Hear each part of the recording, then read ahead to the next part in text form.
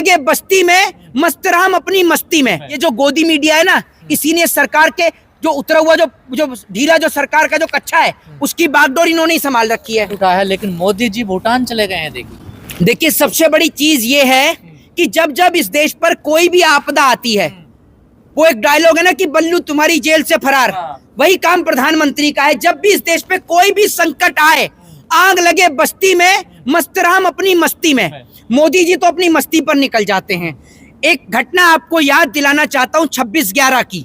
वो 26/11 की घटना जिसने पूरे देश को हिलाकर रख दिया था, लोगों के दिल को दहला के रख दिया था। जब वो घटना होती है, उस वक्त पर देश के प्रधानमंत्री डॉक्टर मनमोहन सिंह होते हैं और लोग मनमोहन सिंह से सवाल करते हैं तो मनमोहन सिंह अपनी सारी मीटिंग्स को छोड़कर, उनको बर्खास्त कर मुंबई की ओर रवाना हो जाते हैं और वहां जाकर देश को संबोधित करते हैं, देश से माफी मांगते हैं और इतनी बारिश के बीच भी देश को संबोधित करते हैं और पूरे देश से खड़े होकर माफी मांगते हैं कि हमारी वजह से ये जो है घटना हुई, हम सुरक्षा ठीक से नहीं कर पाए। वो देश से माफी मांगते हैं। लेकिन बड़ी बात, हमारे देश के प्रधानमंत्री क्या करते हैं? पहले तो देश के प्रधानमंत्री भूटान की ओर रवाना हो जाते हैं और इस बात की जानकारी मोदी जी बड़ी बेशर्मी के साथ अपने ट्विटर से द्वारा लोगों को देते हैं। और बड़ी बात यह है कि जब प्रधानमंत्री का मन और दिल इससे भी नहीं भरता तो देश के प्रधानमंत्री सुबह ट्विटर पे एक ट्वीट डालते हैं जिसमें वो बिहार की जनता से वोट करने की मांग करते हैं। मुझे समझ में नहीं आता कि देश के एक ऐसी घटना जिसने लोगों के दिल को हिलाकर रख दिया, जिस दिल्ली में प्रधानमंत्री भी रहते हों, गृह मंत्री भी रहते हों और तमाम लोग रहते हों, उस जगह पर अगर इस तरीके की घटना हो जाती है तो प्रधानमंत्री का पहला कर्तव्य बनता था, क्योंकि प्रधानमंत्री के घर से और LNJP अस्पताल की दूरी महज मुश्किल से 15 से 20 मिनट की है।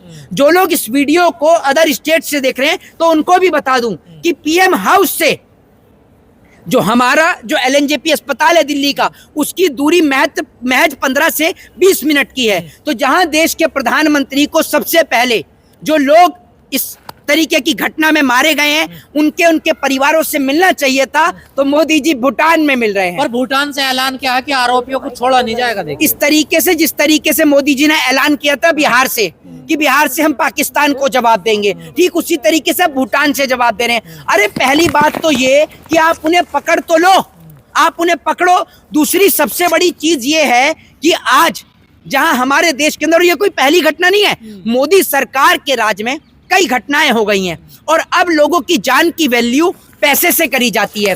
विमान घटना हो जाए तो मुआवजा दे दो, ट्रेन पटरी से उतर जाए तो मुआवजा दे दो, कहीं पर किसी हादसे में लोग मारे जाए तो मुआवजा दे दो। और बड़ी बेशर्मी की बात है कि जब ट्रेन पटरी से उतरती है तो रेल मंत्री इस्तीफा नहीं देता, जब देश में कोई घटना होती है तो रक्षा मंत्री इस्तीफा नहीं देता, जब कोई पुलिस की सुरक्षा बल में कमी होती है तो गृह मंत्री इस्तीफा नहीं देता, जब हवाई जहाज क्रैश करता है तो आपका विमान मिनिस्टर इस्तीफा नहीं देता। बड़े बेशर्म लोग हैं, बड़े बेशर्म लोग हैं यार आप। और आपकी है राष्ट्रवादी लोग हैं ये, राष्ट्रवादी नहीं, ये बेशरमवादी लोग हैं, ये आप समझ लीजिए। और आपने जिस तरीके की बात कही है ना, ये जो गोदी मीडिया है ना, इसी ने सरकार के जो उतरा हुआ जो ढीला जो सरकार का जो कच्चा है, उसकी बागडोर इन्होंने ही संभाल रखी है। वरना सरकार का कच्चा तो कब का नीचे उतर जाए अगर ये गोदी मीडिया उसको अपने नाड़े से बांध के ना रखे। करते हैं, आपने सुना नहीं उनकी बात, सब कुछ देश हित में करते हैं, परिवार त्याग दिया देश। मैं आपसे ये कह रहा हूँ, एक और तो देश के प्रधानमंत्री, जो अपने परिवार की बात करी ना, एक और तो देश के प्रधानमंत्री ये कहते हैं कि पूरा देश मेरा परिवार है।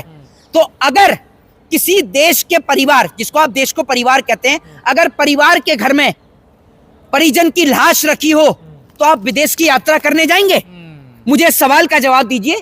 अभी तो उन लोगों के शव, जो मुस्लिम है उनको दफनाया भी नहीं गया था और जो हिंदू है उनको मुखाग्नि दी भी नहीं गई थी। उससे पहले तो बल्लू जेल से फरार हो गया, देश से फरार हो गए। यानी प्रधानमंत्री देश को छोड़कर भूटान के लिए रवाना हो गए। क्या बल्लू कह रहे हैं आप? मेरी बात सुन लीजिए, बल्लू ही है, रंगा और बिल्ला, और क्या है? भूटान में ज्यादा जरूरी काम हो इस घटना से? हाँ, भूटान में तो ज्यादा जरूरी काम है। भूटान से तो जवाब देंगे मोदी जी। भाई भूटान में CCTV, जितने भी दिल्ली के CCTV कैमरे हैं, उनका कंप्यूटर की डिस्प्ले भूटान में लगी हुई है। वहां जाके मोदी जी चेक करेंगे कि मैं पकड़ूंगा कि कौन है। आज तक ये नहीं पता लगा कि वो 350 किलो RDX और जेलेटिन कहाँ से आया, वो आज तक पता करने में लगे हुए हैं। लेकिन इनको ये जरूर पता चल जाता है कि लोगों के पास क्या है क्या नहीं है। वो ये कपड़ों से लोगों को पहचान लेते हैं, लेकिन वो नहीं पता लगा पाते कि वो जम्मू कश्मीर में जो घटना हुई वो कैसे हुई। दूसरी सबसे बड़ी बात ये है कि देश के प्रधानमंत्री जहां देश की जनता को संकट में छोड़कर विदेश के लिए रवाना हो गए, मैं पूछना चाहता हूं कि क्या विदेश का वो प्रोग्राम रद्द नहीं हो सकता?